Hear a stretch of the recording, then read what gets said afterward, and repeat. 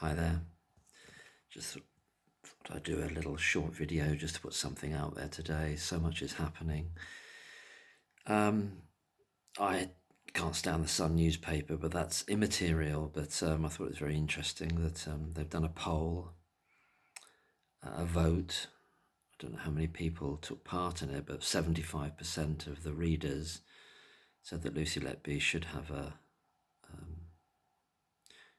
another trial, retried. That's not going to happen. I don't think there's going to be a retrial. There's no need for it. I finished watching the brilliant discussion on Spoken Injustice between Anna of Spoken Injustice and Stephanie Davies, and yeah, it was marvellous actually. And I understand that people with a professional background and a continuing professional background can't be as sort of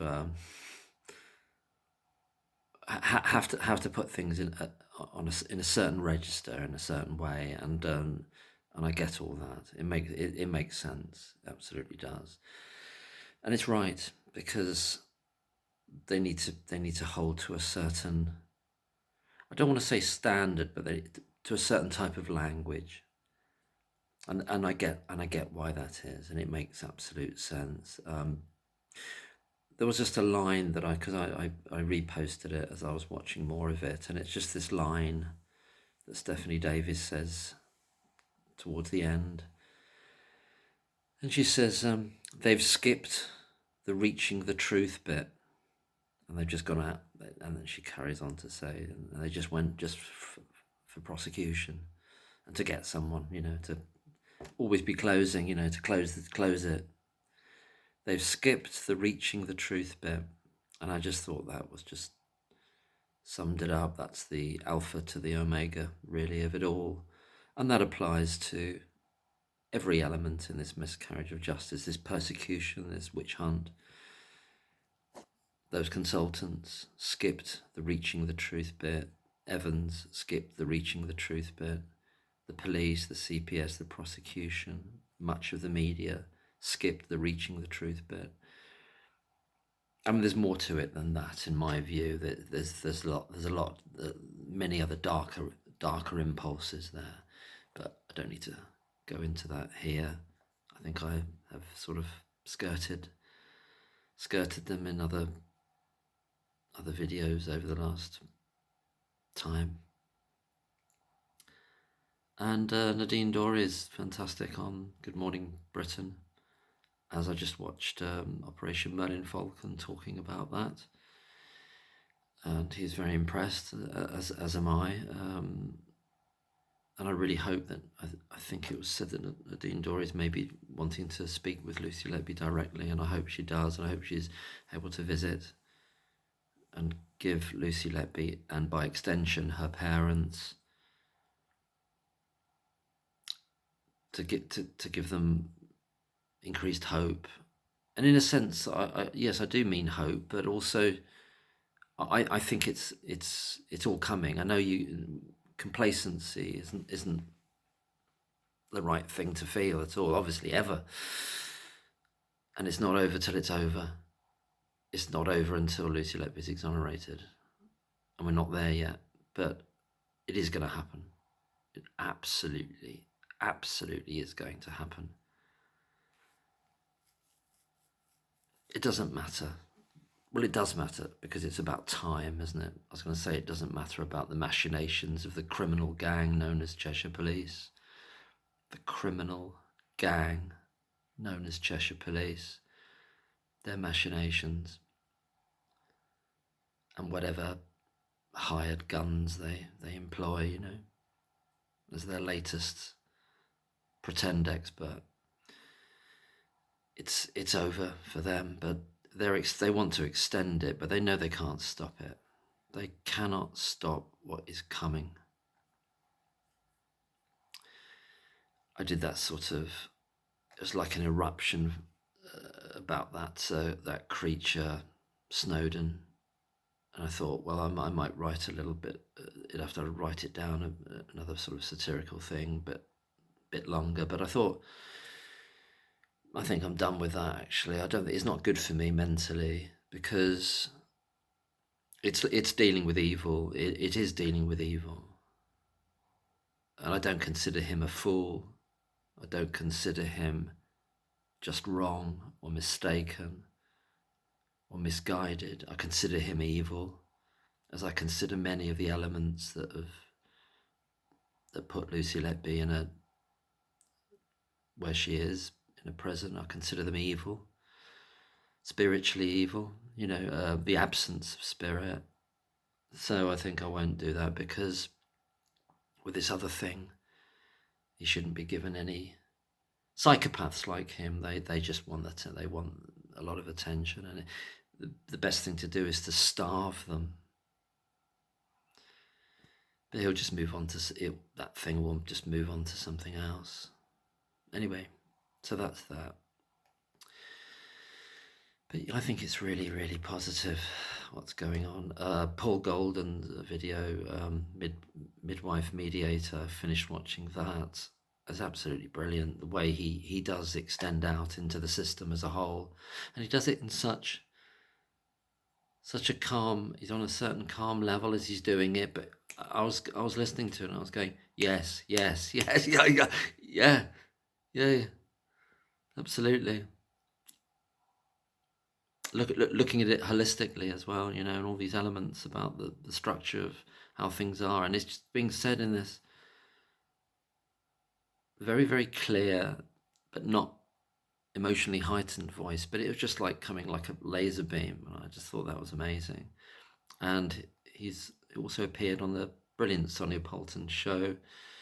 Sonia Poulton's been fantastic for so long, about so many other subjects as well, but great support of what I suspect that Sonia Poulton absolutely believes this is a miscarriage of justice. But she's been bringing on some amazing guests, obviously Richard Gill, our Professor Gill, several times, and other people as well, and correspondence writing to her, as we know, Ian and other people. I forget. I'm going to forget people, but then the latest iteration is the latest interviews with Paul Golden, Midwife Mediator. I think was on there before as well.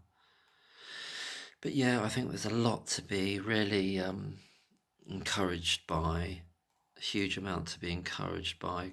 Chris has done a fantastic job on this. I'm still watching some more of it. There's still more to go. It takes me ages to kind of soak things in, to do with documents, but Chris of Lucy Letby and Alice do an amazing job on this big leak document, the 150-page number, about how the police facilitated Evans to just... Anyway, I don't need to reiterate it. It's all on that there, on Lucy Letby and Alice's channel. It's getting a lot of views, and that's great. Well, they all should be getting. And Jenny's doing some amazing work. And so everyone who's talking about it, I haven't watched the interview yet with Dr. Peter Donnelly, but I might leave that till tomorrow to start that. But it's just, isn't it great that so many people from so many disciplines are coming to the fore, and the amazing conversations that are going on under the videos by all the people, this kind of wealth of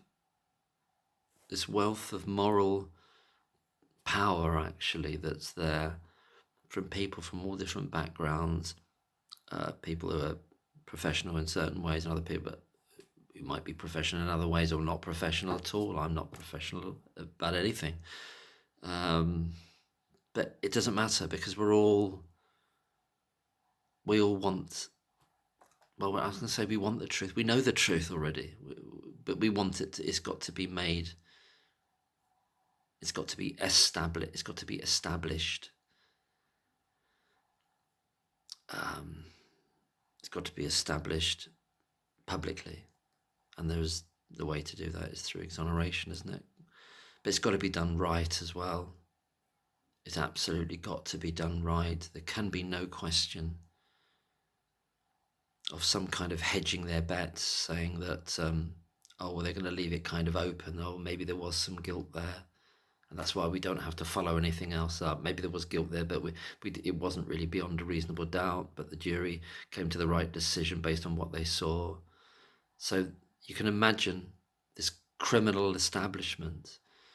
I know not everyone thinks this, and people might think I'm a total extremist in putting it in these terms, but I think of the establishment, the state, and all its emanations as a criminal entity. It's as criminal as it needs to be at any given time. That makes it a criminal entity. You know, I think it's dangerous. I think it's utterly immoral. But I know we haven't got another one to slot into place at the moment, so we've got to make them do it. We've got to make them do it in this instance. We've got to make them do it, because nothing they will do, nothing that the police or the CPS or the judicial system to put anything right that they know is wrong will be done from the heart. None of it will be done out of morality. It will be done as a concession. It will be done as a, oh shit, we've got to take this one on the chin then. And that's how I see it. Because we're dealing with something that is pathological. Both the individuals within it, not all, but the ones that aren't like that have no power in it. But the ones that are the decisions makers are pathological. Anyway, I don't want to go on ranting. It doesn't really help. But about that, it's all my sort of private dark cloud in my head of how I see the world at the moment. It's not the world. It's just how certain human individuals operate, how certain groups operate in a structure of power. When they've got the power, they'll just do what they can get away with. So it's all about, they'll just do what they can get away with. And there'll be instances where they're shamed because the noise is just the noise. It was very instructive that Lady Thirlwell called it noise, because that's all they hear. This is a creature of the establishment. This is someone who will do just what the establishment wants it, because she's part of it. She's part of it. So, of course, the ordinary people in her eyes, or just the masses, or however she thinks of them, are just that. They're like dumb creatures, like bellowing out, and it sounds to her like noise.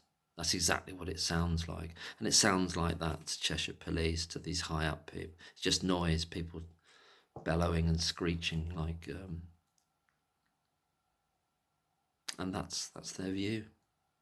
When they're in those positions, they're just the contempt that they feel for the public is, you couldn't underestimate it.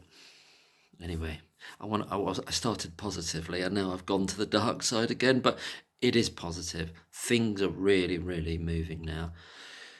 2 days until this Netflix thing, and no, fascinating thing is I'm not going to watch it. I haven't got Netflix anyway, but I'm interested to see what other people think about it, and I do hope that it shoots the police not only in the foot, but shoots them in every fucking inch of them. Metaphorically, but there was a very interesting bit as well that I remember from Spoken Injustice, that Stephanie and Anna come to this conclusion or realization or agreement that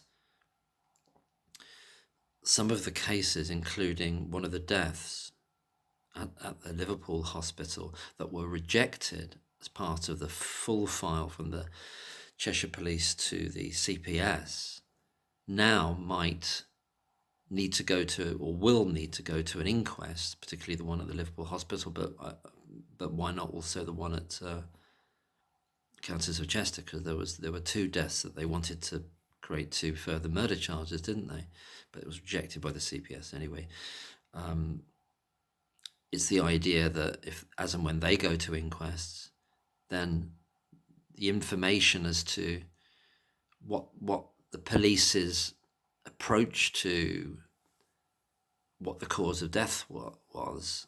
I'm mangling this, but the documentation that they would have sent to the CPS hopefully will come under the noses, under the eyes of Mark MacDonald and his legal team. And then you can have a compare and contrast situation. Look what you were trying to put forward here, which was rejected. And now we know, and now we can compare and contrast with what was being put forward and then accepted back in 2020, early 2021, whenever the actual date was, when the CPS agreed, which led to the whole big first trial, and how much that might unearth, and how much ammunition that can give you, righteous ammunition, in order to say, well, you just rejected these, but back then the level and quality of evidence was the same, if not worse, and you accepted them all. Huh? Do you want to try explaining that? Anyway, I'll leave it there. Thanks very much. I only meant to do like 3 or 4 minutes. Take care. Have a good evening. Bye-bye. Spring's coming. Spring is coming. Hope springs eternal. Bye-bye.